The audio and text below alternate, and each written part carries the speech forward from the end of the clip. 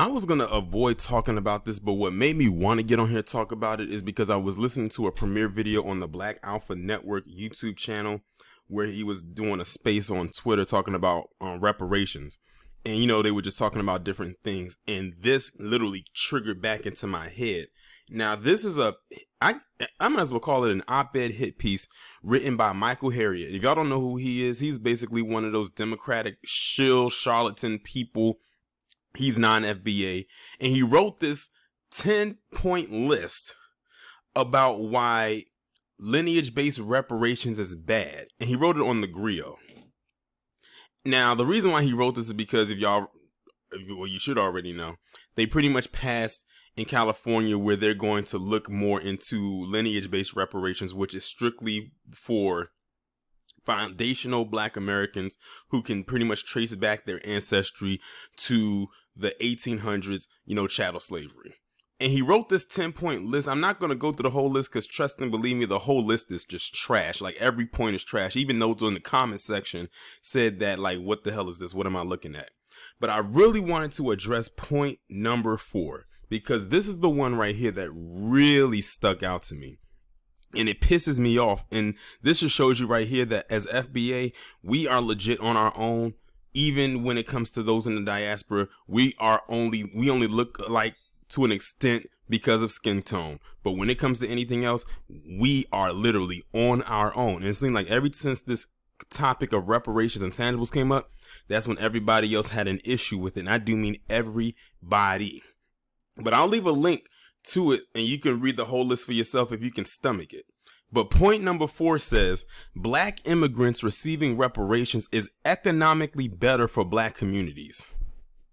Now, keep in mind, this is lineage-based reparations that he's speaking out against, but he wants to insert that Black immigrants who lineage would not tie to these reparations, how they would be better qualified to have it. He's literally saying, don't give to them, give to us. And my thing is this.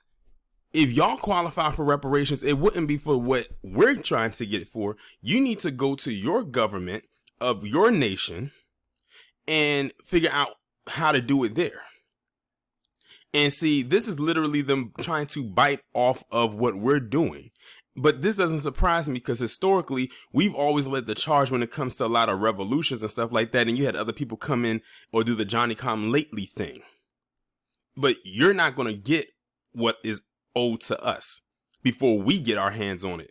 Now, I've always said reparations would be very good for the economy as a whole, because I've read stories and articles how a lot of institutions have gone broke and literally are going broke and losing millions and billions of dollars because of shutting out Black people.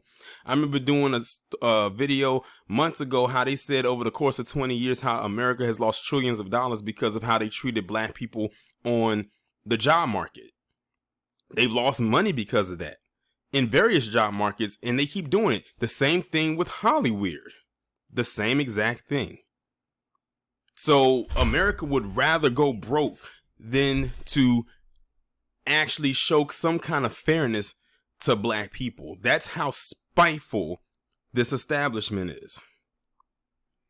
But I'm gonna go ahead and read and break down why this is an asinine point. Like I said, the whole article is ridiculous, but this point right here is probably the worst take. I mean, it's some other stuff in here, but this one right here really grinded my gears. He said, Asian, Hispanic, and white immigrants are more likely to live around people of similar income, while Black immigrants live around other Black people. According to the National Academy of Sciences, Black immigrants and their children are integrating with non-Hispanic whites at the slowest rate, despite Black immigrants' relatively high educational attainment and employment rates. In fact, Black people who migrate from other countries are more likely to live in Black communities than Black people who were born in America. Non-native Black entrepreneurs are more likely to employ African Americans, and first-generation immigrants are more likely to attend a historically Black college than a first-generation Black college student. That's his take as to why Black immigrants, and keep in mind, he comes from a family of immigrants, This is his take as to why he feels black immigrants receiving reparations is economically better for black communities. And what I took away from this is the same talking point I hear all the time, that black people, black Americans in particular, are bad with money. That we don't know how to invest properly. That we're just horrible with, our economy. And that through them, the black immigrant will do a whole lot better. I'm not too entirely sure of that. I'm really not. After all, this is an op-ed piece. This is an opinion piece. So everything that Michael Harriot wrote in this is all his opinion, and it's a very bad take at that. He actually thinks in his mind and in his heart that giving reparations, our tangibles, to them is going to make the economy better. Are you kidding me? We know that what you're going to do is you'll just turn into another colonizer and you'll shut us out if you got a hold of our stuff. But we're here to tell you right now, that's definitely not going to happen. See, I'm so glad that the discussion of reparations is even happening, because it's literally showing everybody's face. It is like not one single face being shown. It's multiple faces. It's more than two of them. People are literally showing who they are and are literally showing their bare naked natural ass when it comes to this. And this is just the discussion. Can you imagine if one day they say, you know what? Here it is. It's done. Signed, sealed, delivered. Lineage based reparations. Let's start divvying out those checks. Hit those bank accounts, direct deposit, however they're going to do it. Watch how a lot of people are going to really act. It might turn into a civil war. And to that, I say, bring it. No longer can we be silent when people write stuff like this. This is nothing more than a hit piece, in my opinion.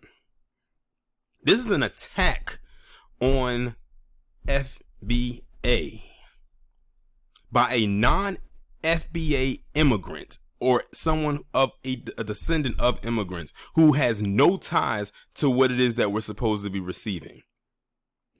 Now, when you look at this whole thing, if you read this whole article, which I'm not going to do, you will swear up and down that this was written by someone on one of those dub-S right-wing leaning websites. But no, it was written on the freaking Grio by Michael Harriot, who has written rather very interesting, not so interesting pieces about black people in the past.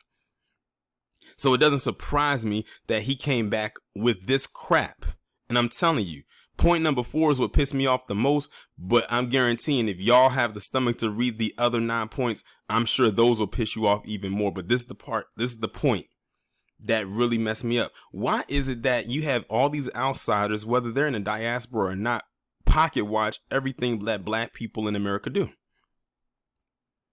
Always counting their money. I remember it was I think it was Floyd Mayweather. This was back when he was still boxing. He was supposed to, I guess, do a fight somewhere in Japan.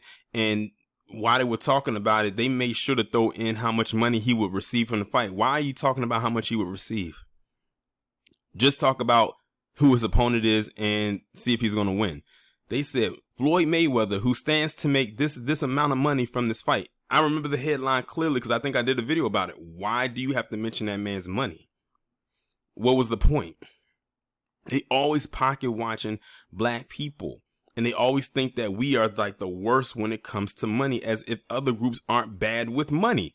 And what makes Michael Harriot think that black immigrants aren't bad with money? The point of the matter is, when it comes to being bad with money, it's not limited to one group. Every group has people that are bad with money, some more than others. And you want to know what's interesting? Black Americans actually did very good for themselves post-slavery, considering all the black towns and black Wall Streets, because it was more than just the one in Tulsa, that they thrived under outside of, when they got off the plantation. And did very well, but we know what happened. They got destroyed. So you come back and talk to me about some financial literacy. And these are individuals that did not take any financial literacy classes. They literally had to learn it on their own. They had to build on their own. Are there some black people who are bad with their finances? Yes, but that's not the majority.